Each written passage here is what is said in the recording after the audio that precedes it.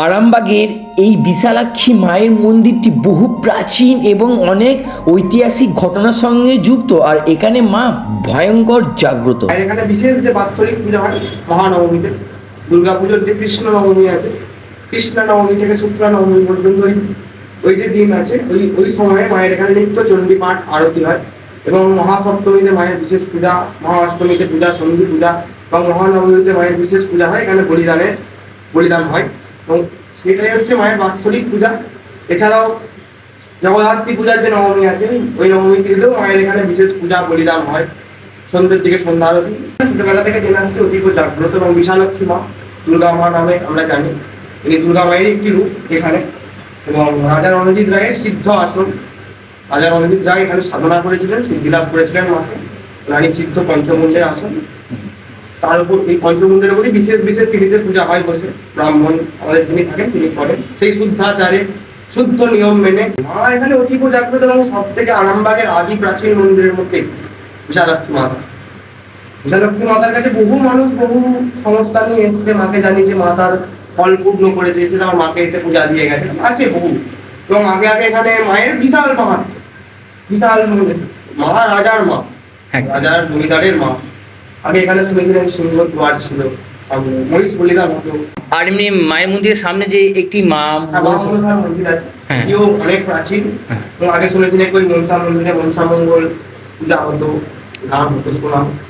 যেমন মায়ের যে মহানবমী পূজা হয়, প্রতিপদ যেটা হয়, কৃষ্ণ নবমীর পর যে প্রতিপদ আসে, সেই প্রতিপদ থেকে শুক্লা নবমী মহানবমী পর্যন্ত এখানে মায়ের গান বসার ব্যাপার থাকে। সন্ধ্যের দিকে নিত্য গান হয়। আগে মনসা মঙ্গলের গান হতো, বর্তমানে আবার সেটা শুরু হয়েছে। এখানে মায়ের কোনো হোমের ব্যাপার নেই।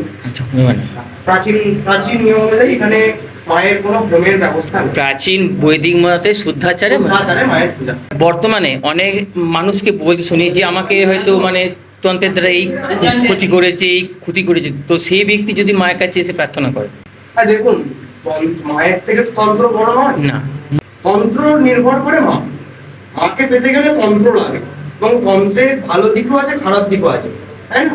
কেউ যদি কোনো কারোর খারাপ উদ্দেশ্যে বাল মারা বা খারাপ কিছু উদ্দেশ্যে কিছু কাজ করে, সেই ব্যক্তি যদি বুঝতে পারে, যদি মায়ের শরণাপন্ন হয়, মায়ের ফুল চাঞ্জল খায়, মা তাকে নিশ্চয়ই কৃপা করে এবং তার কেউ ক্ষতি করতে পারবে না। মাকে যে সহায়, মায়ের হাত যার মাথার উপর থাকবে, তাকে যে যত বড়ই সিদ্ধ পুরুষ হোক তার ক্ষতি সে করতে পারবে, তার ক্ষতি করতে পারবে না যেই হোক।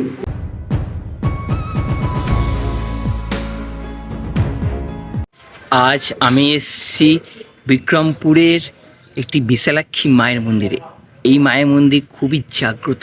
আমি তোমাদেরকে মাকে দর্শন করাবো, পুরো মন্দিরটা ঘুরে দেখাবো। এই মন্দিরে কী রহস্য আছে, কী মাহাত্ম্য আছে, সব কিছু তোমরা জানতে পারবে এই ভিডিওটি থেকে।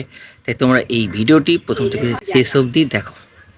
আরামবাগ বিক্রমপুরের এটি হচ্ছে শ্রী শ্রী বিশালাক্ষী মাতার মন্দির, আর এটি হচ্ছে মন্দিরের ভেতরে প্রবেশের মূল পথ। তো মন্দিরের ভেতরে প্রবেশ করি, খুব সুন্দর একটি বিজ্ঞপ্তি দেখতে পেলাম। তোমরা চাইলে এই বিজ্ঞপ্তিটি পড়ে নিতে পারো। তো বন্ধুরা, এবার আমি এই মন্দিরের সেবায়েতের কাছ থেকে জেনে নেব এই মন্দিরের সমস্ত তথ্য। নিত্য পূজা হয় প্রতিদিন 12টা থেকে 12:30টার মধ্যে এখানে নিত্য পূজা হয়।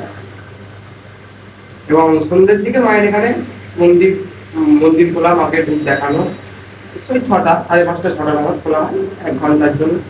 প্রতিদিনও এটাই নিয়ম। মায়ের এখানে বিশেষ যে বাৎসরিক পূজা হয় মহানবমীতে, দুর্গাপুজোর যে কৃষ্ণ নবমী আছে, কৃষ্ণ নবমী থেকে শুক্লা নবমী পর্যন্ত ওই যে দিন আছে, ওই সময়ে মায়ের এখানে নিত্য চণ্ডী পাঠ আরতি হয়।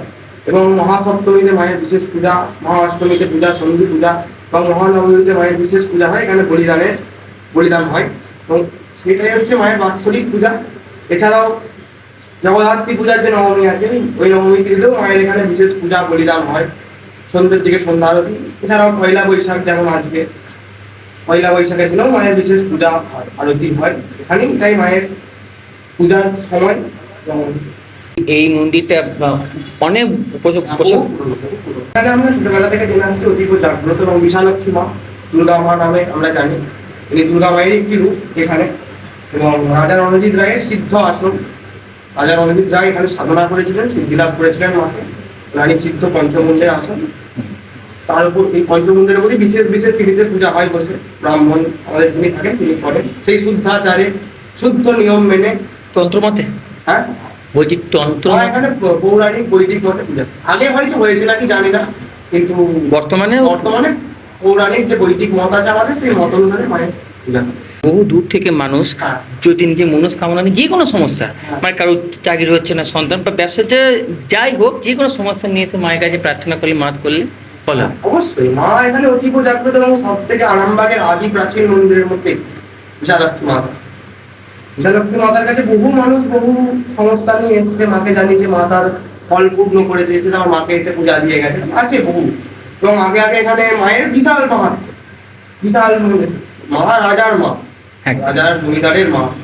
আগে এখানে শুনেছিলেন সিংহ দুয়ার ছিল, সামনে মহিষ বলিদান হতো। হ্যাঁ, এখনো সেসব হয়। 30-40 বছর হবে যাবত বন্ধ হয়েছে, তার আগেও আচ্ছা। আর এমনি মায়ের মন্দিরের সামনে যে একটি মা মনসার মন্দির আছে, হ্যাঁ। এটিও অনেক প্রাচীন। হ্যাঁ। এবং আগে শুনেছি নাকি ওই মনসা মন্দিরে মনসা মঙ্গল পূজা হতো, গান হতো শোনাম।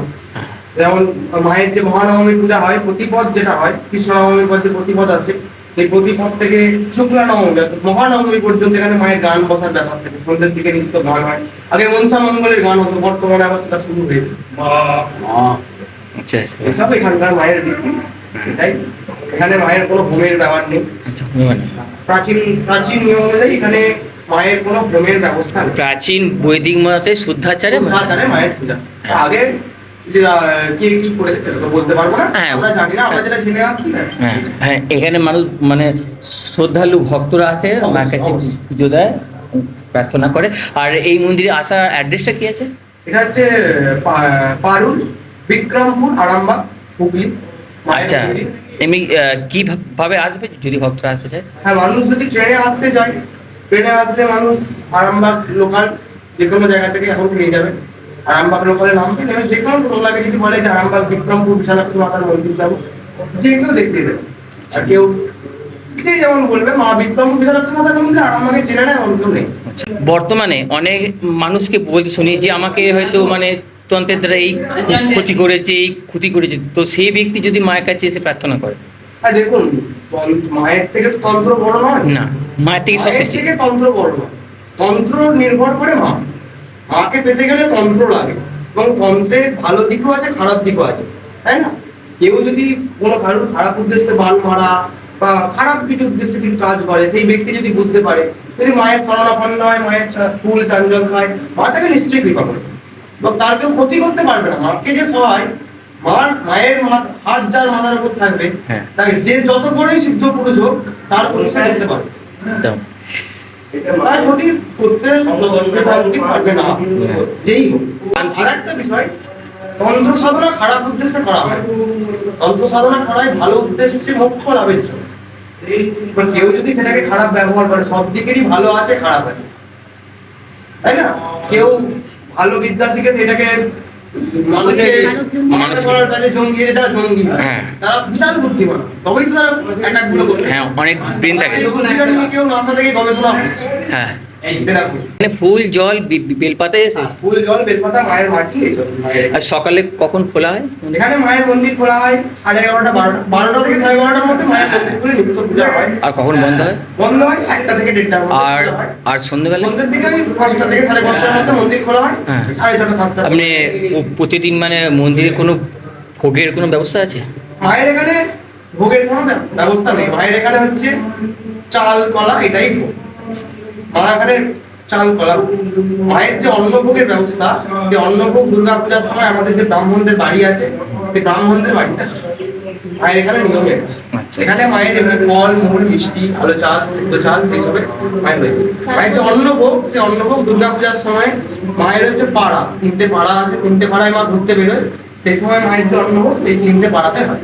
সপ্তমীতে হয় যেমন আমাদের শিরোমণি পাড়াতে, অষ্টমীতে হয় পারুল পাড়াতে, যেটাকে বলা হয় ভট্টাচার্য পাড়া।